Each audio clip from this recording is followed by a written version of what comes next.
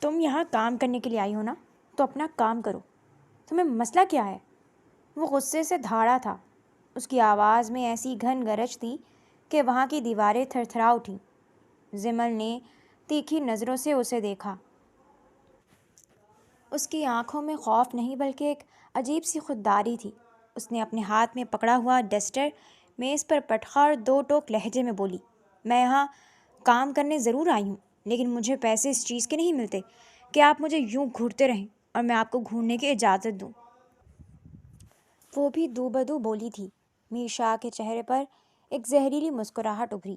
اس نے صوفے پر پاؤں پھیلا کر لیٹتے ہوئے بڑے سکون سے کہا، اگر یہاں کام کرنا ہے تو کرو، تمہارے پاس دوسرا آپشن یہ ہے کہ تم جا سکتی ہو۔ اس کی نظریں اب بھی زمل کے چہرے پر جمی تھیں، جیسے وہ اسے زج کرنے کا کوئی موقع ہاتھ سے نہ جانے دینا چاہتا ہو۔ زمل نے غصے سے اپنا دوپٹہ درست کیا اور اس کی نظروں سے بچتی ہوئی تیزی سے کچن میں چلی گئی تھی۔ کچن میں داخل ہوتے ہی اس نے بڑبڑانا شروع کر دیا، اس کو تو اللہ ہی پوچھے گا، کتنا بدتمیز ہے یہ، اور تو اور شنایا، تمہیں چھوڑوں گی نہیں۔ اس نے غصے میں شیلف پر رکھا ہوا لیمو اٹھایا اور اسے چھری سے یوں کاٹا جیسے وہ اس شخص کا گلا کاٹ رہی ہو۔ اس کا ذہن ماضی کے ان لمحوں میں بھٹکنے لگا جب اس نے اس نوکری کے لیے حامی بھری تھی۔ وہ دونوں اس وقت یونیورسٹی کی راہداری سے گزر رہی تھیں۔ زمل کے قدموں میں وہ تیزی نہیں تھی جو ہمیشہ ہوتی تھی۔ اس کے چہرے پر چھائی اداسی شنایا سے چھپی نہ رہ سکی۔ شنایا نے لپک کر اس کا ہاتھ پکڑا اور اسے روکا۔ کیا ہوا ہے زمل؟ تم بہت پریشان لگ رہی ہو، خیر تو ہے؟ زمل نے ایک لمبی آہ بھری اور دیوار سے ٹیک لگا لی۔ تمہیں تو معلوم ہے شنایا کہ میں کس گھرانے سے تعلق رکھتی ہوں۔ میرے ابا ایک معمولی مزدور ہیں اور ان کا سارا پیسہ، ساری جمع پونجی مجھے پڑھانے میں لگ جاتی ہے۔ ہمارے پاس سر چھپانے کو ایک ڈھنگ کا گھر تک نہیں ہے۔ میں چاہتی ہوں کہ میں پڑھائی کے ساتھ ساتھ کوئی پارٹ ٹائم جاب کر لوں تاکہ ابا کا ہاتھ بٹا سکوں۔ کم از کم ان کے کندھوں سے پریشانی کا کچھ بوجھ تو کم ہو پائے۔ شنایا نے چند لمحے سوچا، پھر اس کی آنکھوں میں ایک چمک آئی۔ اوہ اچھا زمل، میرے پاس ایک کام ہے اگر تم کرنا چاہو تو، لیکن دیکھ لو اگر اس کام کو تم چھوٹا نہ سمجھو تو۔ زمل نے تڑپ کر اسے دیکھا۔ اس کی آواز میں بے قراری تھی۔ دیکھو شنایا، مجھے ہر کام منظور ہے۔ میں اپنے بابا کی خاطر کسی بھی قسم کا حلال کام کرنے کے لیے تیار ہوں، لیکن بس ایک خیال رہے کہ وہ کام عزت والا ہونا چاہیے۔ کمائی بھلے کم ہو مجھے چلے گی، لیکن میں اپنی عزت کے ساتھ سودا نہیں کر سکتی۔ اچھا میں تمہاری بات سمجھ گئی، شنایا نے اسے تسلی دیتے ہوئے کہا۔ میں تمہیں ایک ایڈریس دیتی ہوں، وہاں ان لوگوں کو ایک اٹینڈنٹ کی ضرورت ہے۔ وہاں ایک بزرگ رہتے ہیں، تمہیں بس ان کی دیکھ بھال کرنی ہے، ان کے کھانے پینے اور ادویات کا خیال رکھنا ہے۔ زمل کے چہرے پر سکون کی لہر دوڑ گئی۔ کیا بزرگ رہتے ہیں؟ یہ تو بہت اچھی بات ہے، ثواب کا ثواب ہو جائے گا اور کام کا کام۔ وہ خوشی سے چہک اٹھی تھی۔ ٹھیک ہے، میں تمہارے لیے بات کر لوں گی اور ایڈریس تمہیں میسج کر دوں گی، تم اگلے ہفتے سے جوائن کر لینا، شنایا نے کہا۔ نہیں میں کل سے ہی جاؤں گی، زمل نے فوراً ٹوکا۔ ابھی تو مہینہ شروع ہوا ہے، اگر ابھی سے چلی جاؤں گی تو اس ماہ کی سیلری بھی اچھی مل جائے گی۔ اسی رقم سے میں بابا کی مدد شروع کر دوں گی اور شاید ان کے لیے کچھ اچھا پہننے کو بھی لے آؤں۔ شنایا اس کی خوشی دیکھ کر مسکرائی، لیکن اس مسکراہٹ کے پیچھے کچھ چھپا ہوا تھا جو زمل نہ دیکھ سکی۔ اچھا چلو ٹھیک ہے۔ شنایا نے اس کا ہاتھ پکڑا اور آگے بڑھنے لگی، لیکن اچانک رک کر پوچھا، ویسے زمل، اگر تمہیں وہاں رہنے کے لیے کہا جائے تو تم رہ لو گی؟ زمل نے ایک لمحہ سوچا اور پھر اسبات میں سر ہلا دیا۔ ہاں رہ لوں گی، اس سے تو ہاسٹل کا کرایہ بھی بچ جائے گا۔ تمہیں پتہ ہے آج کل کرایہ کتنا بڑھ گیا ہے، پھر میرے اگلے سیمسٹر کی فیس بھی تو دینی ہے۔ اس سے اچھا کیا ہوگا کہ وہ مجھے رہنے کی جگہ اور کھانا بھی دے دیں گے۔ زمل سارا دن اپنے کاموں میں مصروف رہی۔ رات کو جب وہ ہاسٹل کے بستر پر لیٹی تو اسے شنایا کا میسج موصول ہوا۔ اس میں ایڈریس کے ساتھ یہ بھی لکھا تھا کہ وہ لوگ تمہیں رکھنے کے لیے تیار ہیں اور تم کل ہی وہاں شفٹ ہو سکتی ہو۔ زمل کی آنکھوں میں روشن مستقبل کے خواب تھے، لیکن اسے کیا معلوم تھا کہ جس بزرگ کی خدمت کا وہ سوچ رہی ہے وہاں اس کا سامنا کس سے ہونے والا ہے۔ صبح ہوتے ہی اس نے اپنا سارا سامان پیک کیا۔ وہ بہت خوش تھی کہ آج وہ اپنے باپ کی ڈھال بننے جا رہی ہے۔ ہاں وہ جانتی تھی کہ اس کے بابا غصہ کریں گے کہ اس نے پڑھائی پر سمجھوتا کیوں کیا، لیکن وہ اپنی ضد پر قائم تھی۔ اس نے ہاسٹل کی وارڈن کو بلایا۔ آپا، یہ لے کمرے کی چابی، میں اب شفٹ ہو رہی ہوں۔ زمل نے مسکرا کر چابی وارڈن کے ہاتھ پر رکھی۔ اس نے پہلے ہی ایک آن لائن کیب بک کروا رکھی تھی۔ گاڑی میں بیٹھ کر وہ اس ایڈریس کی طرف روانہ ہوئی جو شنایا نے دیا تھا۔ پورے راستے اس کا دل زور زور سے دھڑک رہا تھا۔ وہ بار بار سوچ رہی تھی کہ وہ گھر کیسا ہوگا، وہ بزرگ کیسے ہوں گے۔ شنایا نے کہا تھا کہ وہاں صرف ایک بزرگ رہتے ہیں۔ اس نے خود کو تسلی دی اور اپنا اعتماد بحال کیا۔ بس ایک بزرگ کی خدمت ہی تو کرنی ہے، زیادہ سے زیادہ کتنا کام ہوگا، تھوڑی سی باتیں، تھوڑی سی خدمت، اور بدلے میں میرے بابا کی زندگی آسان ہو جائے گی۔ لیکن جب کیب ایک بہت بڑی اور عالی شان حویلی نما گھر کے سامنے رکی تو زمل کے ہوش اڑ گئے۔ یہ کسی عام بزرگ کا گھر نہیں لگ رہا تھا۔ گیٹ پر کھڑے گارڈز اور بلند و بالا دیواریں کسی شاہانہ طرز زندگی کا پتہ دے رہی تھیں۔ زمل نے اپنا بیگ اٹھایا اور کانپتے قدموں سے اندر داخل ہوئی۔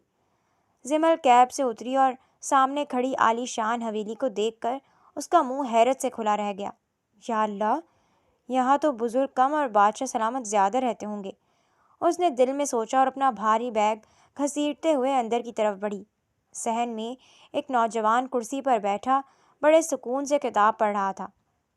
زمل نے دوپٹہ سر پر ٹھیک کیا اور کھنکار کر اپنی موجودگی کا احساس دلایا۔ السلام علیکم، میں یہاں کام کے لیے آئی ہوں، شنایا نے بھیجا تھا، زمل نے دھیمی آواز میں کہا۔ نوجوان نے کتاب نیچے کی تو زمل کا پارا ہائی ہو گیا۔ وہ لڑکا اسے دیکھ کر یوں مسکرایا جیسے کوئی بہت بڑا لطیفہ سن لیا ہو۔ اس نے کرسی سے اٹھتے ہوئے بڑے سٹائل سے بال پیچھے کیے اور بولا، وعلیکم السلام، تو آپ وہ نئی ماسی، میرا مطلب ہے ہوم مینیجر ہیں، آئیے آئیے، ہم آپ ہی کا انتظار کر رہے تھے۔ زمل کو اس کا لہجہ کچھ عجیب لگا۔ جی، مجھے بتایا گیا تھا کہ یہاں ایک 60-70 سال کے بزرگ رہتے ہیں جن کی مجھے دیکھ بھال کرنی ہے، وہ کہاں ہیں؟ اس نے ایک لمحے کے لیے سوچا، پھر شرارت سے مسکرا کر بولا، بزرگ؟ اوہ ہاں، وہ بیچارے تو بہت ہی بزرگ ہیں، ہلنا جلنا بھی مشکل ہے ان کا۔ آپ بس 1 منٹ یہاں رکیں، میں انہیں اندر سے ڈھونڈ کر، میرا مطلب ہے لے کر آتا ہوں۔ وہ اندر بھاگا۔ تھوڑی دیر بعد حویلی کے اندرونی حصے سے کسی کے زور زور سے چیخنے کی آواز آئی۔ اوئے تیمور کے بچے، یہ میرا جوتا کہاں ہے اور تو یہاں کیا کر رہا ہے؟ زمل نے سوچا، لگتا ہے بزرگ غصے کے بہت تیز ہیں۔ تھوڑی دیر بعد تیمور باہر آیا۔ اس کے پیچھے ایک اور نوجوان تھا جو سفید کلف لگے سوٹ میں ملبوس تھا۔ یہ میر شاہ کا چھوٹا بھائی تھا، لیکن زمل کو لگا کہ شاید یہی وہ بزرگ ہیں، مگر جب اس نے غور سے دیکھا تو وہ لڑکا بمشکل 28 سال کا لگ رہا تھا۔ وہ نوجوان جس کا نام ہاشم تھا زمل کے سامنے آ کر کھڑا ہو گیا اور تیمور زمل کی طرف دیکھ کر بولا، یہ ہے وہ بزرگ؟ تیمور نے دبے دبے لہجے میں زمل سے کہا، جی جی، یہی ہیں وہ، بس یہ وہ والی کریم لگاتے ہیں جس سے عمر کم لگتی ہے۔ زمل نے حیرت اور غصے کے ملے جلے تاثرات سے اس نوجوان کو دیکھا۔ آپ بزرگ ہیں؟ شنایا نے تو کہا تھا کہ آپ کو سہارے کی ضرورت ہے، آپ تو ماشاءاللہ خود چل کر آئے ہیں۔ تیمور زمل کی معصومیت دیکھ کر ہنسی ضبط نہ کر سکا، لیکن اس نے کھیل کو آگے بڑھانے کا فیصلہ کیا۔ جی بیٹا، بس یہ تو ہمت ہے اس کی، ورنہ ہڈیاں تو سب کڑک گئی ہیں، اس سے تو بس اب ایک ایسی لڑکی چاہیے تھی جو اس کے لیے پراٹھے بنائے اور کہانیاں سنائے۔ زمل نے غصے سے تیمور کو دیکھا، جبکہ ہاشم بالکل خاموش تھا۔ زمل کو غصہ آ گیا۔ دیکھیں مسٹر، مذاق کی بھی ایک حد ہوتی ہے، آپ کہیں سے بھی بزرگ نہیں لگ رہے، مجھے سچ بتائیں کہ یہاں کوئی اور ہے یا میں واپس جاؤں؟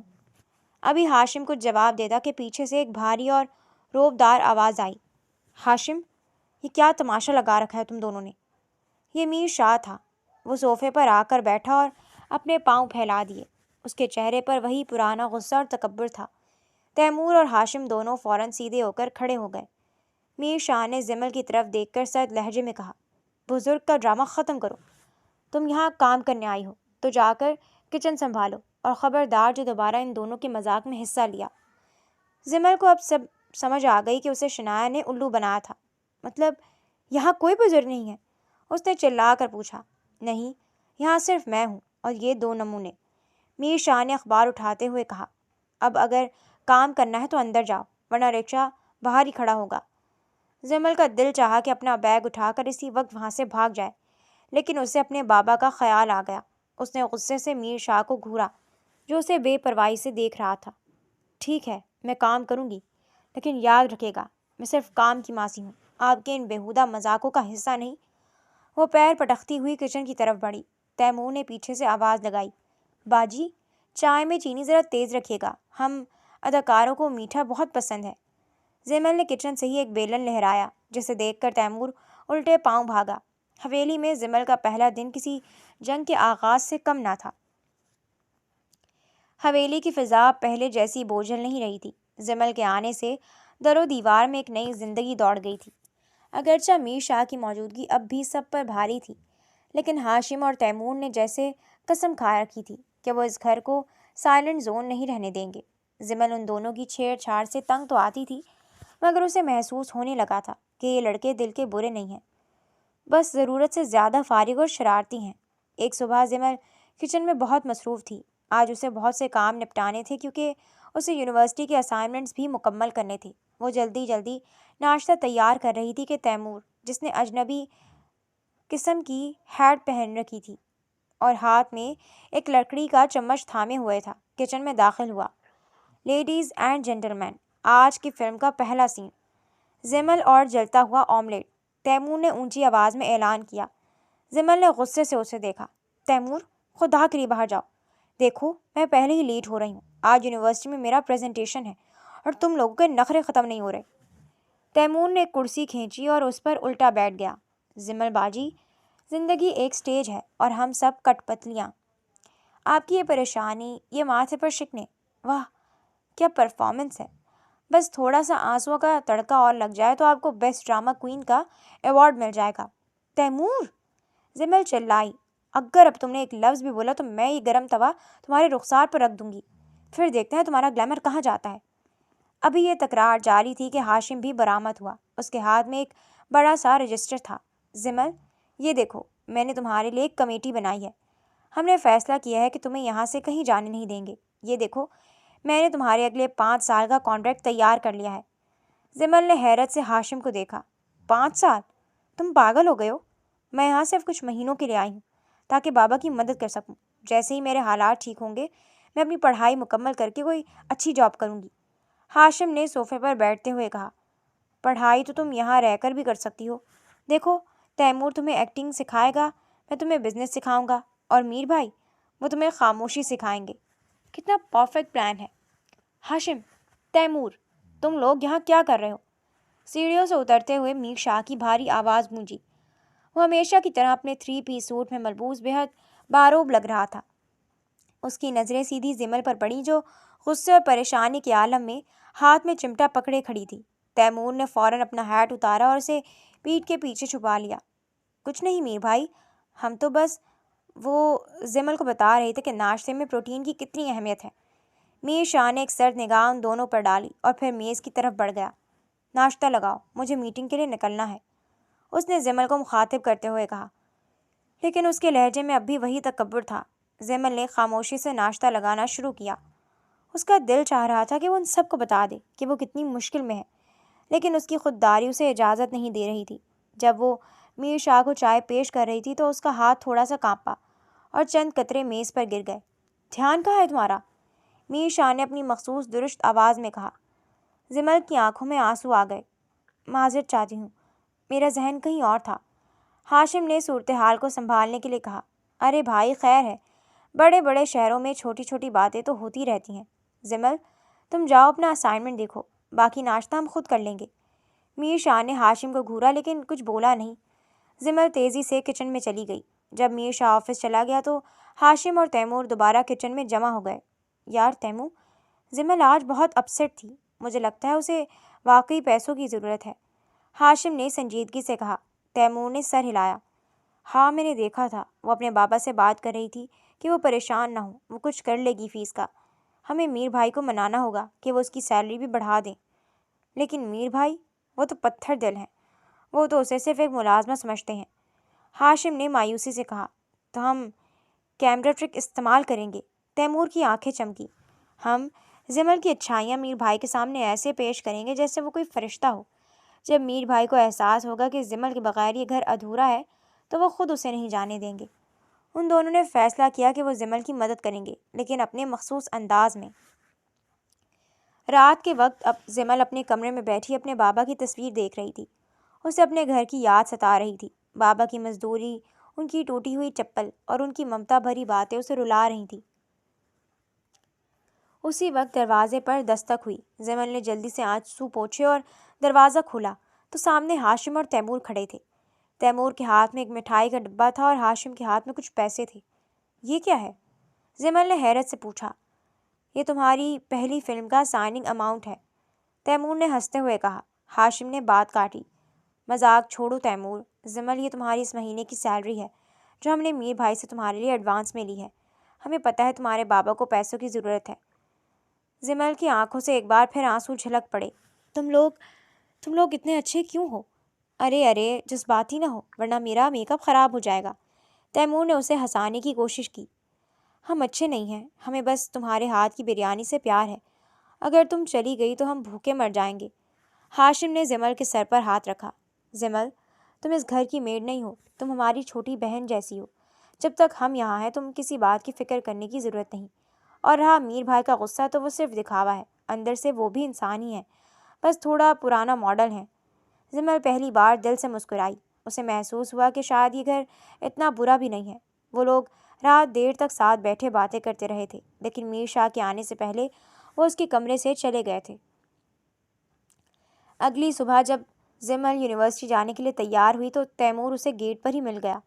کہاں جا رہی ہیں مس ہیروئن؟ اس نے اپنی گاڑی کی چابی گھماتے ہوئے پوچھا۔ یونیورسٹی اور کہاں؟ زمل نے اپنا بیگ کندھے پر ٹھیک کیا۔ آئیے ہم آپ کو ڈراپ کر دیتے ہیں، آخر کار ہم آپ کے پروڈیوسر جو ٹھہرے۔ تیمور نے گاڑی کا دروازہ کھولا۔ راستے میں زمل نے سوچا کہ زندگی کتنی عجیب ہے، کہاں وہ ایک بزرگ کی خدمت کرنے آئی تھی اور کہاں وہ ان دو پاگل بھائیوں کے درمیان پھنس گئی ہے۔ لیکن اس کے دل میں ایک خوف اب بھی تھا، میر شاہ کا خوف۔ اسے نہیں معلوم تھا کہ میر شاہ کے دل میں کیا چل رہا ہے اور وہ اسے اس گھر میں کتنی دیر برداشت کرے گا۔ یونیورسٹی پہنچ کر جب وہ شنایا سے ملی تو شنایا نے اسے چھیڑا۔ تو کیسا ہے وہ بزرگ؟ زمل نے ایک لمبی سانس لی اور مسکرا کر کہا، بزرگ تو نہیں ملا لیکن 2 جوکر اور ایک ہٹلر ضرور مل گئے ہیں۔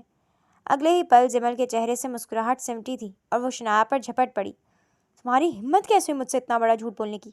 اور تم اتنے دنوں سے یونیورسٹی کیوں نہیں آ رہی تھی؟ میں روز یہاں آتی تھی اور تمہیں ڈھونڈنے کی کوشش کرتی تھی، لیکن تم تو کسی گدھے کے سر سے سینگ کی طرح غائب ہو گئی تھی۔ زمل غصے سے چیخ رہی تھی، جبکہ شنایا بمشکل اپنا دفاع کر رہی تھی۔ اوہ ہو زمل، میری بات تو سنو، شنایا نے پیچھے چھڑاتے ہوئے ہانپ کر کہا۔ یار میری طبیعت ٹھیک نہیں تھی، اسی وجہ سے میں نہیں آ سکی، اور سچ تو یہ ہے کہ اگر میں تجھے بتا دیتی کہ وہاں کون لوگ رہتے ہیں تو کیا تم وہاں کام کرنے کے لیے جاتی؟ ہرگز نہیں، اور میں تمہیں اس طرح پریشان نہیں دیکھ سکتی تھی۔ شنایا نے زمل کا ہاتھ محبت سے پکڑتے ہوئے کہا۔ زمل کی آنکھوں میں نمی تیرنے لگی۔ اس نے ایک لمبی آہ بھری۔ تھینک یو سو مچ شنایا، میرے بارے میں اتنا سوچنے کے لیے۔ تمہاری وجہ سے ابا کے لیے کچھ رقم بھیجنا تھوڑا آسان ہو گیا ہے، ورنہ تو وہ جو ہٹلر ہے، توبہ توبہ۔ اس نے منہ بسور کر کہا۔ اچھا ویسے یہ میر شاہ ہے کون، اور تم اسے کیسے جانتی ہو؟ زمل نے اچانک سنجیدہ ہوتے ہوئے پوچھا۔ شنایا نے ایک گہرا سانس لیا اور زمل کو یونیورسٹی کے بینچ پر بیٹھنے کا اشارہ کیا۔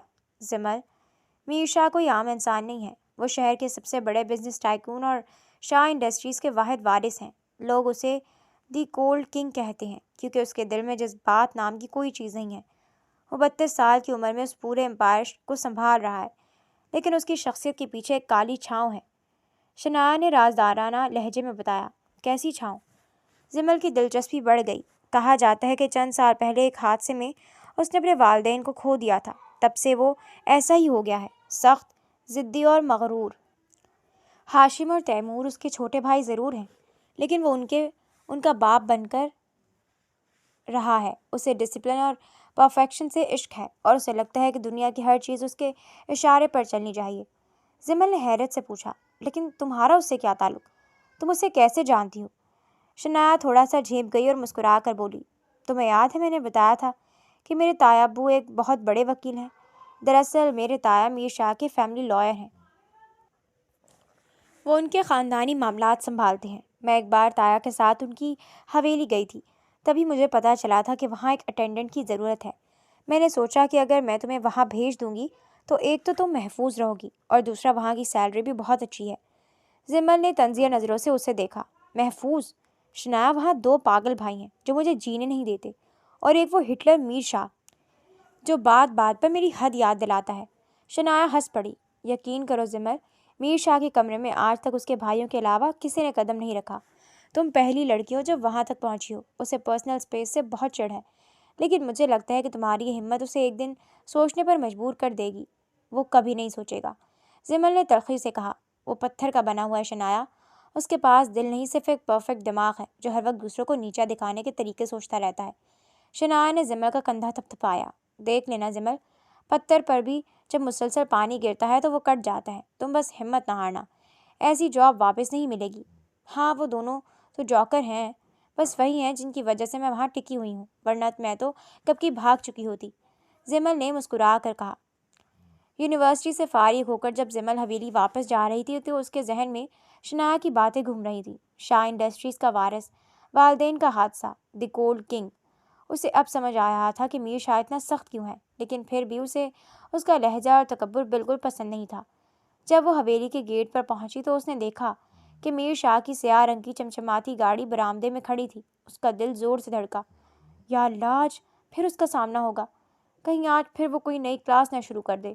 اس نے دعا مانگی اور دبے قدموں اندر داخل ہوئی۔ صحن میں خاموشی تھی، لیکن کچن کی طرف سے ہاشم اور تیمور کے کہکہے آ رہے تھے۔ زمل نے سکون کا سانس لیا کہ چلو کم از کم یہ دونوں موجود ہیں، لیکن جیسے ہی وہ کچن کے دروازے تک پہنچی، سامنے میر شاہ کھڑا تھا، جس کے ہاتھ میں زمل کی وہ ڈائری تھی جو وہ غلطی سے صوفے پر چھوڑ گئی تھی۔ زمل کے پیروں تلے سے زمین نکل گئی۔ اس ڈائری میں اس نے میر شاہ کے بارے میں وہ سب کچھ لکھ رکھا تھا جو وہ اسے منہ پر نہیں کہہ سکتی تھی، اس کا غرور، اس کا غصہ اور اسے ہٹلر کا خطاب دینا۔ میر شاہ نے سرد نظروں سے زمل کو دیکھا اور ڈائری اس کی طرف اچھال دی۔ اگر اپنی پڑھائی اور شاعری پر توجہ دو گی تو شاید تمہارا مستقبل بہتر ہو جائے، بجائے اس کے کہ تم دوسروں کی شخصیت پر تبصرے لکھو۔ زمل کی زبان گنگ ہو گئی۔ میر شاہ اسے ایک حقارت آمیز نظر ڈال کر وہاں سے گزر گیا، جبکہ زمل وہیں کھڑی اپنی قسمت کو رو رہی تھی۔ آج پھر میر شاہ نے اسے نیچا دکھا دیا تھا۔ حویلی میں زمل کو آئے 1 ماہ سے زائد عرصہ ہو چکا تھا۔ اس دوران ہاشم اور تیمور کی شرارتیں تو بڑھتی جا رہی تھیں، لیکن میر شاہ اور زمل کے درمیان فاصلے کی دیوار پہلے سے بھی اونچی ہو گئی تھی۔ میر شاہ اسے اب بھی صرف ایک ضرورت اور ملازمت سے زیادہ کچھ نہیں سمجھتا تھا، جبکہ زمل کے دل میں اس کے لیے سوائے خوف اور ناپسندیدگی کے کچھ نہ تھا۔ وہ اس کی شکل دیکھنے سے کتراتی تھی اور میر شاہ اس کی موجودگی کو محض نظر انداز کرنے کا عادی تھا۔ یار ہاشم، تو نے نوٹ کیا؟ تیمور نے صوفے پر اچھل کر بیٹھتے ہوئے پوچھا۔ میر بھائی جب بھی زمل کو دیکھتے ہیں ان کے ماتھے پر ایسی شکنیں آتی ہیں جیسے انہوں نے کوئی کڑوی دوا دیکھ لی ہو۔ ہمیں ان دونوں کی انرجی چیک کرنی چاہیے۔ ہاشم نے شرارت سے مسکرا کر سر ہلایا۔ بالکل، میر بھائی کا غرور اور زمل کی یہ خودداری، ان دونوں کو آمنے سامنے لانا پڑے گا۔ آج میر بھائی اپنے کمرے میں بہت اہم فائلز دیکھ رہے ہیں اور انہوں نے سختی سے منع کیا ہے کہ کوئی انہیں ڈسٹرب نہ کرے۔ کیوں نہ ہم زمل کو وہاں بھیجیں؟ تیمور کی آنکھیں چمک اٹھیں۔ بہترین، میرے بھائی کے کمرے میں تو مچھر بھی اجازت لے کر جاتا ہے۔ اگر زمل وہاں گئی تو میر بھائی کا پارا 7ویں آسمان پر ہوگا اور ہمیں ذرا لائیو ڈرامہ دیکھنے کو ملے گا۔ وہ کہہ کر اٹھے۔ زمل کچن میں برتن سمیٹ رہی تھی کہ ہاشم اور تیمور ہانپتے ہوئے اندر آئے۔ زمل، دیکھو میر بھائی اوپر اپنے کمرے میں فائلز دیکھ رہے ہیں اور انہوں نے حکم دیا کہ صرف تم ہی ان کے لیے کڑک چائے لے کر جاؤ۔ ہم نے جانے کی کوشش کی تو انہوں نے ہمیں جھاڑ دیا۔ تیمور نے جھوٹ بولتے ہوئے سنجیدہ شکل بنائی۔ زمل نے حیرت سے انہیں دیکھا۔ وہ اور مجھ سے چائے منگوائی ہے؟ انہوں نے تو پہلے دن ہی کہہ دیا تھا کہ میں کبھی ان کی نظروں کے سامنے نہ آؤں اور خاص طور پر ان کے کمرے کی طرف تو رخ بھی نہ کروں۔ ارے بھائی، کام کا پریشر ہے شاید۔ ہاشم نے فوراً بات سنبھالی۔ ابھی غصے میں ہے، اگر چائے ٹائم پر نہ پہنچی تو وہ پورے گھر پر برس پڑیں گے۔ بناؤ چائے فوراً اور اوپر جاؤ۔ زمل سخت تذبذب کا شکار تھی، لیکن نوکری جانے کے ڈر سے اس نے چائے بنائی اور بوجھل قدموں سے اوپر کی منزل کی طرف بڑھی۔ اسے 1 مہینہ ہو گیا تھا یہاں رہتے ہوئے، لیکن اس نے کبھی میر شاہ کے کمرے کی دہلیز پار نہیں کی تھی۔ زمل نے ہمت جٹا کر دروازے پر دستک دی۔ اندر سے کوئی جواب نہ آیا تو اس نے ڈرتے ڈرتے ہینڈل گھمایا۔ جیسے ہی وہ اندر داخل ہوئی، کمرے کی ترتیب دیکھ کر وہ دنگ رہ گئی۔ کمرہ کیا تھا، نظم و ضبط کی ایک جیتی جاگتی مثال۔ ہر چیز اپنی جگہ پر بالکل پرفیکٹ تھی، جیسے کسی نے پیمانے سے ناپ کر رکھی ہو۔ میر شاہ سامنے میز پر جھکا ہوا تھا، لیپ ٹاپ کی روشنی اس کے سخت چہرے پر پڑ رہی تھی۔ زمل نے خاموشی سے چائے کی ٹرے میز کے کونے پر رکھی۔ میر شاہ نے سر اٹھایا تو اس کی آنکھوں میں وہی پرانا تیکھا غصہ تھا جو زمل کو ہمیشہ پیچھے ہٹنے پر مجبور کر دیتا تھا۔ تم یہاں کیا کر رہی ہو؟ اس کی آواز برف کی طرح ٹھنڈی اور کاٹدار تھی۔ وہ ہاشم اور تیمور نے کہا کہ آپ نے چائے منگوائی ہے۔ زمل نے مختصر جواب دیا اور فوراً واپس مڑنے لگی۔ میر شاہ نے قلم میز پر پٹخا جس کی آواز پورے کمرے میں گونجی۔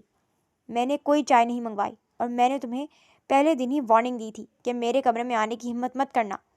کیا تمہیں میری بات سمجھ نہیں آتی یا تم جان بوجھ کر اپنی حدیں بھول رہی ہو؟ زمل کا پارا بھی ہائی ہو گیا۔ اسے لگا کہ میر شاہ اسے جان بوجھ کر ذلیل کر رہا ہے۔ دیکھیں مسٹر میر شاہ، میں اپنی خوشی سے آپ کے اس کمرے میں نہیں آئی۔ آپ کے بھائیوں نے کہا تو میں آ گئی۔ آپ کو نہیں پینی تو پھینک دیں، لیکن یوں بار بار مجھے میری حد یاد دلانے کی ضرورت نہیں۔ میں اپنی حد بخوبی جانتی ہوں۔ میر شاہ کرسی سے اٹھ کر اس کے بالکل سامنے آ کھڑا ہوا۔ اس کا قد زمل سے کہیں زیادہ تھا، جس کی وجہ سے زمل کو اسے دیکھنے کے لیے گردن اٹھانی پڑی۔ تمہاری حد اس کچن تک ہے زمل۔ یہ میرا پرسنل سپیس ہے اور مجھے سخت ناپسند ہے کہ کوئی غیر متعلقہ شخص میری چیزوں کو چھوئے یا یہاں قدم رکھے۔ غیر متعلقہ شخص؟ زمل نے طنزیہ ہنستے ہوئے کہا۔ فکر نہ کریں، مجھے آپ کی ان مہنگی اور بے جان چیزوں میں کوئی دلچسپی نہیں ہے۔ میں یہاں صرف اس لیے ہوں کیونکہ مجھے اپنے باپ کا سہارا بننا ہے۔ جس دن میری ضرورت پوری ہو گئی میں آپ کی شکل بھی نہیں دیکھوں گی۔ میر شاہ کی آنکھوں میں غصہ مزید بڑھ گیا۔ تو پھر ابھی سے اپنی عادتیں درست کر لو۔ یہ چائے اٹھاؤ اور یہاں سے دفع ہو جاؤ۔ مجھے تمہارے ہاتھ کی بنی کوئی چیز نہیں چاہیے۔ زمل نے غصے سے ٹرے اٹھائی، لیکن اس کی انگلی پیالی کے گرم کنارے سے چھو گئی اور وہ سسک اٹھی۔ میر شاہ نے ایک لمحے کے لیے اس کے ہاتھ کی طرف دیکھا، لیکن اس کے چہرے کے تاثرات نہیں بدلے۔ اس نے کوئی ہمدردی نہیں دکھائی، بلکہ بے رخی سے کھڑکی کی طرف مڑ گیا۔ باہر نکلو اور دروازہ بند کر دینا، اس نے سرد لہجے میں کہا۔ زمل کی آنکھوں میں غصے کے آنسو تھے۔ وہ بغیر کچھ کہے پیر پٹکتی ہوئی کمرے سے باہر نکل آئی۔ جیسے ہی وہ باہر آئی اس نے دیکھا کہ ہاشم اور تیمور سیڑھیوں کے پیچھے چھپے ہوئے تھے، لیکن زمل نے انہیں ایسی نظروں سے دیکھا کہ ان کے مذاق کرنے کی ہمت نہ ہوئی۔ اپنے کمرے میں واپس آ کر زمل نے غصے سے اپنا بیگ بستر پر پٹخا۔ کتنا مغرور انسان ہے، اس سے تو بات کرنے کا سلیقہ تک نہیں ہے۔ میں کیوں اس کے کمرے میں گئی؟ شنایا نے مجھے کہاں پھنسا دیا ہے؟ وہ مسلسل بڑبڑا رہی تھی اور اپنے کپڑے نکال کر واپس رکھ رہی تھی۔ دوسری طرف میر شاہ نے اپنی فائل بند کر دی۔ اسے زمل کی کہی ہوئی باتیں اس کے ذہن میں گونج رہی تھی۔ اسے غصہ اس بات پر تھا کہ ایک معمولی لڑکی نے اسے اتنی ہمت سے جواب کیسے دیا، لیکن اس کے دل میں زمل کے لیے کوئی نرم گوشہ پیدا نہیں ہوا تھا۔ اس کے لیے وہ اب بھی وہی ملازمہ تھی جس نے اس کے اصولوں کے خلاف ورزی کی تھی۔ یہ کیا کر دیا؟ بات بننے کی جگہ بگڑ گئی، ہاشم نے سرد آہ بھر کر کہا، اور دونوں سیڑھیوں پر جا کر بیٹھ گئے۔ تیمور نے آہستہ سے ہاشم سے کہا، یار ہاشم، یہ تو سین فلاپ ہو گیا۔ میر بھائی تو پہلے سے زیادہ غصے میں آ گئے اور زمل کا تو منہ ہی اترا ہوا ہے۔ میر شاہ کا تکبر اور زمل کی نفرت اب ایک دوسرے کے سامنے کھڑے تھے۔ میر شاہ جو پہلے زمل کو صرف گھر کے فرنیچر کا ایک حصہ سمجھتا تھا، اب غیر محسوس طریقے سے اس کی موجودگی کو نوٹ کرنے لگا تھا۔ یہ تبدیلی اتنی دبے پاؤں آئی تھی کہ خود میر شاہ کو بھی اس کا اندازہ نہیں تھا، لیکن ہاشم اور تیمور جیسی تیز نظر رکھنے والی آفتوں سے یہ چھپ نہ سکی۔ ہاشم اور تیمور نے باقاعدہ ایک پلان بنا لیا تھا۔ ان کا مقصد صرف ایک تھا، میر شاہ کی توجہ زمل پر لانا۔ وہ جانتے تھے کہ اگر زمل اس گھر سے چلی گئی تو حویلی پھر سے وہی بے جان دفتر بن جائے گی جہاں صرف فائلز کی آوازیں آتی تھیں۔ میر شاہ ہمیشہ کی طرح سنجیدگی سے اخبار پڑھ رہا تھا کہ ہاشم نے میز پر کوہنی ٹیک کر بڑے پیار سے کہا، بھائی، آپ نے نوٹ کیا ہے کہ آج کل کچن سے آنے والی خوشبوئیں کتنی بدل گئی ہیں؟ پہلے وہی باسی آملیٹ ملتا تھا، لیکن اب تو ایسا لگتا ہے جیسے ہم کسی 5 اسٹار ہوٹل میں بیٹھے ہوں۔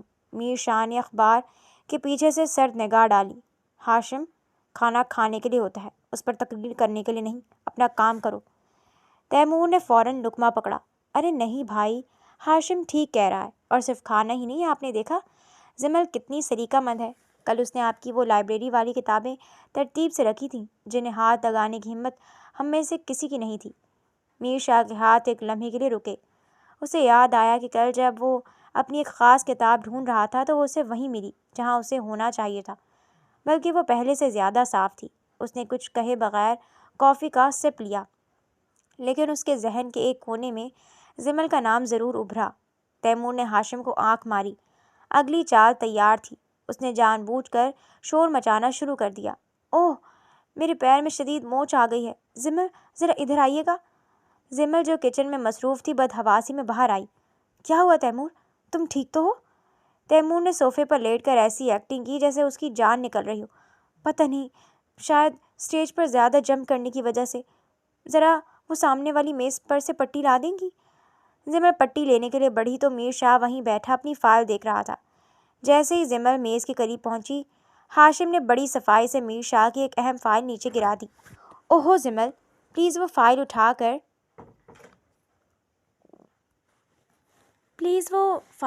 بھائی کو دے دو، میرا ہاتھ مصروف ہے۔ ہاشم نے جوس کا گلاس تھامے ہوئے کہا۔ زمل ہچکچائی، لیکن اسے فائل اٹھانی پڑی۔ جب وہ فائل میر شاہ کی طرف بڑھا رہی تھی تو میر شاہ نے سر اٹھا کر اسے دیکھا۔ صبح کی دھوپ زمل کے چہرے پر پڑ رہی تھی، جس سے اس کی آنکھوں کی معصومیت اور چہرے کی تھکن صاف نظر آ رہی تھی۔ میر شاہ نے پہلی بار محسوس کیا کہ یہ لڑکی واقعی بہت محنت کر رہی ہے۔ شکریہ، میر شاہ نے بہت مدھم آواز میں کہا۔ زمل کے لیے یہ کسی دھماکے سے کم نہیں تھا۔ میر شاہ اور شکریہ؟ اس نے خاموشی سے سر ہلایا اور تیمور کی پٹی کرنے لگی، جبکہ میر شاہ کی نظریں اب بھی اپنی فائل کے بجائے غیر محسوس طریقے سے زمل کے ہاتھوں کی جنبش پر جمی تھی۔ رات کے وقت میر شاہ اپنے کمرے میں داخل ہوا تو اسے سب کچھ بدلا ہوا محسوس ہوا۔ اس کی میز پر پھولوں کا ایک چھوٹا سا گلدستہ رکھا تھا، جس کی ہلکی سی خوشبو پورے کمرے کو معطر کر رہی تھی۔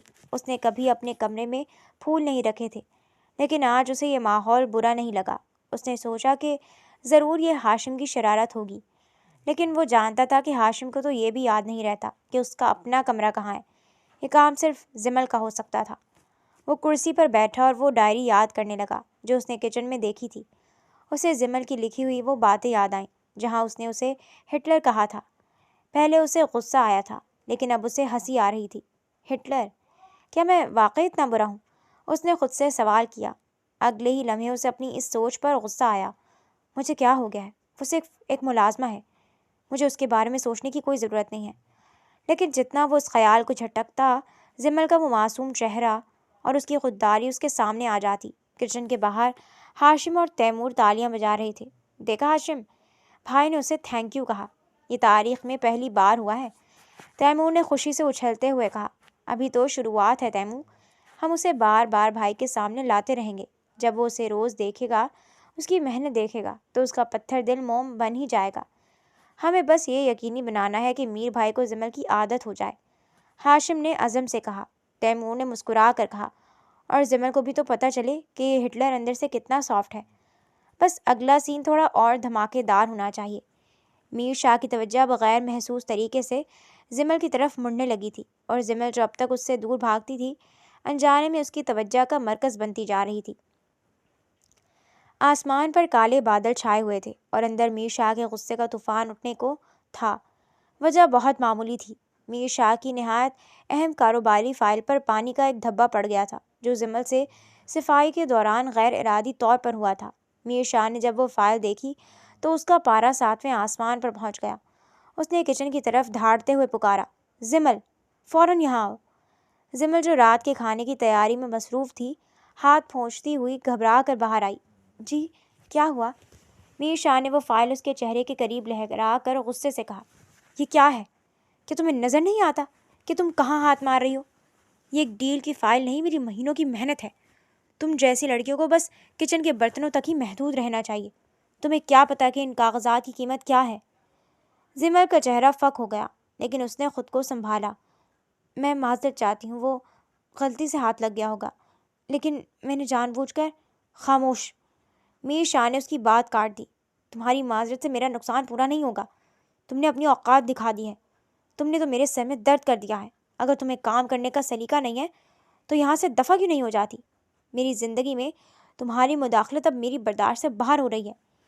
میر شاہ اپنے بدلتے جذبات سے شب تھا۔ وہ اپنی کیفیت خود سمجھنے سے قاصر تھا کہ آخر وہ لڑکی اسے اس قدر کیوں اچھی لگنے لگی۔ اس لیے آج اس نے اپنا سارا غبار اس طرح دل سے نکالنے کا ٹھان لیا تھا۔ یہ جملہ زمل کے دل پر کسی خنجر کی طرح لگا۔ اپنی اوقات اور دفع ہو جاؤ جیسے الفاظ نے اس کی روح کو زخمی کر دیا تھا۔ اس کی آنکھوں میں آنسو نہیں بلکہ غصے کی چمک ابھری۔ ٹھیک ہے میرشاہ صاحب، زمل نے بلند اور لرزتی ہوئی آواز میں کہا، آج آپ نے مجھے میری اوقات یاد دلا دی ہے۔ میں ایک مزدور کی بیٹی ضرور ہوں، لیکن میں بے غیرت نہیں ہوں۔ آپ کو لگتا ہے کہ آپ کی یہ حویلی اور آپ کا پیسہ آپ کو کسی کی عزت نفس کو چلنے کا حق دیتا ہے؟ تو یاد رکھیے گا، عزت خدا دیتا ہے، انسان نہیں۔ میں اب بھی اور اسی وقت یہاں سے جا رہی ہوں۔ میر شاہ نے طنزیہ ہنستے ہوئے کہا، جاؤ، دیکھتا ہوں کہاں جاتی ہو اور کون تمہیں اتنی سیلری دیتا ہے۔ زمل بغیر کوئی جواب دیے اپنے کمرے میں بھاگی۔ اس نے ہچکیاں لیتے ہوئے اپنا پرانا بیگ نکالا اور اس میں اپنا سامان بھرنا شروع کر دیا۔ اس کے ہاتھ کانپ رہے تھے، لیکن ارادہ پکا تھا۔ تیمور اور ہاشم جو برآمدے میں کھڑے یہ سب دیکھ رہے تھے، بری طرح سہمے ہوئے تھے۔ زمل، رکو، بھائی غصے میں ہے۔ ہاشم نے اسے روکنے کی کوشش کی۔ نہیں ہاشم، اب نہیں۔ زمل اب یہاں نہیں رہے گی۔ جس گھر میں میری عزت نہ ہو وہاں کا کھانا میرے لیے زہر ہے۔ اس نے بیگ کندھے پر ڈالا اور تیز قدموں سے گیٹ کی طرف بڑھ گئی۔ زمل جب اپنے گھر پہنچی تو رات گہری ہو چکی تھی۔ اس کے ابا جو ایک پرانی چارپائی پر بیٹھے ریڈیو سن رہے تھے، اسے دیکھ کر ہڑبڑا کر کھڑے ہو گئے۔ زمل بیٹی، اس وقت سب خیریت تو ہے نا؟ انہوں نے پریشانی سے پوچھا۔ زمل ان کے گلے لگ کر پھوٹ پھوٹ کر رو دی۔ ابا، مجھے معاف کر دے۔ میں نے سوچا تھا میں آپ کا بوجھ بانٹوں گی، لیکن میں ہار گئی۔ میں اب کبھی اس حویلی میں نہیں جاؤں گی۔ وہ لوگ بہت ظالم ہیں ابا، وہ ہمیں انسان ہی نہیں سمجھتے۔ اس کے ابا نے اس کے سر پر ہاتھ پھیرا۔ بیٹی، عزت سب سے بڑھ کر ہے۔ اگر وہاں تمہاری توہین ہوئی ہے تو اچھا کیا جو چلی آئیں، لیکن تم نے پڑھائی کا کہا تھا۔ نہیں ابا، زمل نے سختی سے کہا، میں اب پڑھوں گی بھی نہیں، نہ کوئی جاب کروں گی۔ مجھے ایسی تعلیم نہیں چاہیے جو مجھے دوسروں کے سامنے جھکنا سکھائے۔ میں گھر پر بیٹھوں گی، بس آپ کی خدمت کروں گی۔ حویلی میں اب قبرستان جیسی خاموشی تھی۔ میر شاہ اپنی اسٹڈی میں بیٹھا تھا، لیکن اس کا ذہن کام میں نہیں لگ رہا تھا۔ اسے بار بار زمل کے وہ آخری الفاظ یاد آ رہے تھے۔ اچانک دروازہ زور سے کھلا۔ ہاشم اور تیمور اندر داخل ہوئے۔ تیمور کے چہرے پر وہ ہمیشہ والی مسکراہٹ نہیں تھی، بلکہ غصہ تھا۔ بھائی، آج آپ نے ثابت کر دیا کہ آپ کے پاس صرف دماغ ہے، دل نام کی کوئی چیز نہیں، تیمور نے تیکھے لہجے میں کہا۔ میر شاہ نے حیرت سے اسے دیکھا۔ تیمور، تم اپنی حد پار کر رہے ہو۔ حد تو آپ نے پار کی ہے بھائی، ہاشم نے آگے بڑھ کر کہا۔ وہ لڑکی اپنی غربت سے لڑ کر یہاں آئی تھی۔ اس نے ہمارے گھر کو گھر بنایا، ہمیں بھائیوں کی طرح پیار دیا، اور آپ نے اسے اوقات یاد دلا دی۔ یاد رکھیں بھائی، اگر زمل اس گھر میں نہیں ہے تو ہم بھی یہاں نہیں رکیں گے۔ ہمیں ایسی پرفیکشن اور ایسی دولت نہیں چاہیے جس میں انسانیت نہ ہو۔ میر شاہ کے لیے یہ زندگی کا سب سے بڑا جھٹکا تھا۔ اس کے چھوٹے بھائی جو اس کے سامنے اونچا بولنے سے ڈرتے تھے، آج ایک لڑکی کے لیے اس سے آنکھوں میں آنکھیں ڈال کر بات کر رہے تھے۔ اسے پہلی بار احساس ہوا کہ زمل نے ان سب کی زندگیوں میں کتنا گہرا اثر چھوڑا ہے۔ وہ چلی گئی ہے، میر شاہ نے بڑبڑاتے ہوئے کہا، تو اسے واپس لائیں۔ تیمور نے عزم سے کہا، اور اس بار وہ ملازمہ بن کر نہیں آئے گی، ہم اسے اس گھر کی بہو بنا کر لائیں گے۔ آپ کو اس سے نکاح کرنا ہوگا، کیونکہ وہی اس گھر کی عزت بننے کے لائق ہے۔ میر شاہ کی اناب خاک میں مل رہی تھی۔ اسے زمل کی وہ خوددار آنکھیں یاد آئیں، اور اسے احساس ہوا کہ وہ اس لڑکی کے بغیر ادھورا ہو چکا ہے۔ 2 سال بعد 2 سال کا طویل عرصہ بیت چکا تھا، لیکن حویلی کے در و دیوار آج بھی زمل کی کمی کا رونا رو رہے تھے۔ میر شاہ کی خاموشی اب سنگین ہو چکی تھی، مگر اس کے اندر پچھتاوے کی آگ دہک رہی تھی۔ ہاشم اور تیمور کو کانوں کان خبر نہ ہوئی جب میر شاہ نے خود کو مکمل طور پر جھکا دینے کا فیصلہ کیا۔ میر شاہ اکیلا زمل کے ابا کے گھر پہنچا تو وہ اسے دیکھ کر حیران رہ گئے۔ میر شاہ صاحب، آپ یہاں؟ زمل کے ابا نے تلخی سے پوچھا۔ میر شاہ نے سر جھکا لیا۔ میں اپنی انا کی معافی مانگنے آیا ہوں۔ زمل کے بغیر یہ 2 سال زندگی نہیں، سزا تھے۔ میں اسے اس کے مقام اور عزت کے ساتھ واپس لینے آیا ہوں۔ میر شاہ نے پہلی بار اپنی نظریں جھکا کر کہا۔ زمل کچن کے پردے کے پیچھے کھڑی یہ سب سن رہی تھی۔ اس کا دل تیزی سے دھڑک رہا تھا۔ جب اس کے ابا نے اسے بلایا تو وہ غصے سے بھرپور نظریں لیے باہر آئی۔ میں کبھی نہیں جاؤں گی ابا، یہ وہی شخص ہے جس نے میری اوقات پوچھی تھی، وہ چیخی۔ لیکن جب اس کے ابا نے اس کے سر پر ہاتھ رکھ کر اپنی ڈھلتی عمر اور اس کی حفاظت کا واسطہ دیا تو زمل ٹوٹ گئی۔ اس نے صرف اپنے باپ کی خاطر نکاح نامے پر دستخط کر دیے۔ جب میر شاہ جمل کو لے کر حویلی پہنچا تو ہاشم اور تیمور کی خوشی کا ٹھکانہ نہ تھا۔ بھابھی آ گئیں، آخر کار ہمارا ہٹلر بھائی انسان بن ہی گیا، تیمور نے چہکتے ہوئے کہا، مگر جمل خاموشی سے پیر پٹکتی اوپر کمرے میں چلی گئی۔ کمرے میں داخل ہوتے ہی میر شاہ نے دروازہ بند کیا تو جمل اس پر برس پڑی۔ آپ کو کیا لگا نکاح کر لینے سے میں آپ کو معاف کر دوں گی؟ میں نے صرف اپنی ابا کی خاطر کیا ہے، ورنہ میں آج بھی آپ کے نام سے نفرت کرتی ہوں۔ اس نے میر شاہ کو زور سے جھڑک دیا۔ میر شاہ خاموش رہا۔ اس کی خاموشی میں ایک عجیب سا ٹھہراؤ تھا۔ وہ آہستہ آہستہ جمل کے قریب آنے لگا۔ جمل پیچھے ہٹی، یہاں تک کہ وہ بیڈ سے جا لگی۔ میر شاہ نے اسے کندھوں سے پکڑ کر نرمی مگر مضبوطی سے بیڈ پر بٹھا دیا اور خود اس کے سامنے جھک گیا۔ تمہاری نفرت سر آنکھوں پر جمل، لیکن میری تڑپ کا کیا؟ میر شاہ نے سرگوشی کی۔ اس نے جھک کر جمل کی پیشانی پر ایک طویل اور پرسکون بوسہ دیا۔ جمل کا سانس جیسے رک گیا۔ میر شاہ کی گرم سانسیں اب اس کے چہرے پر محسوس ہو رہی تھیں۔ اسے اپنے حصار میں لیے بیڈ پر اس کے اوپر تھوڑا سا جھک گیا۔ اب ان کے درمیان فاصلہ ختم ہو چکا تھا۔ جمل کی دھڑکنیں اس کے سینے میں ہتھوڑے کی طرح بج رہی تھیں۔ میر شاہ کی نظریں جمل کی آنکھوں میں جمی تھیں، جہاں غصہ اب دھیرے دھیرے پگھل کر کسی انجانے احساس میں بدل رہا تھا۔ کمرے کی فضا بوجھل ہو گئی۔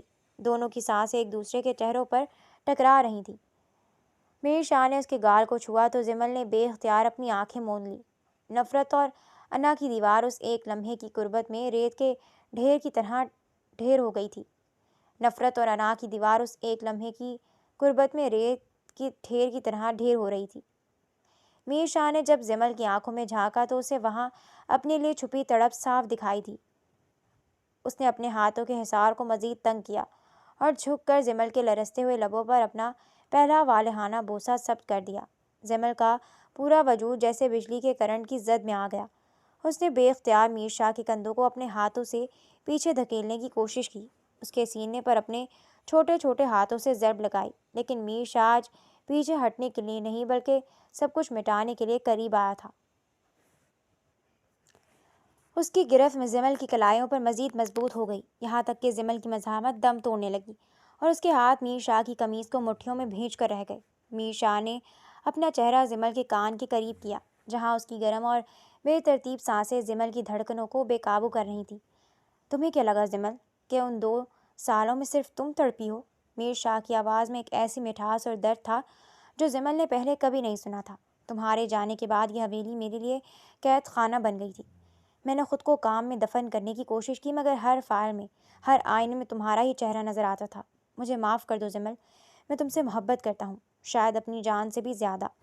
جمل کی آنکھوں سے آنسو بہہ کر تکیے میں جذب ہونے لگے۔ میر شاہ نے نہایت نرمی سے اس کے آنسو اپنے لبوں سے چنے اور پھر سے اس کے چہرے کو اپنے ہاتھوں کے پیالے میں بھر لیا۔ اب میں تمہیں کہیں نہیں جانے دوں گا، چاہے تم مجھ سے کتنی ہی نفرت کیوں نہ کرو۔ میں اپنی محبت سے تمہاری ہر تلخی کو ختم کر دوں گا۔ ان کی سانسیں ایک دوسرے میں ضم ہو رہی تھیں اور کمرے کی خاموشی میں صرف ان کے دلوں کی تیز ہوتی دھڑکنیں سنائی دے رہی تھیں۔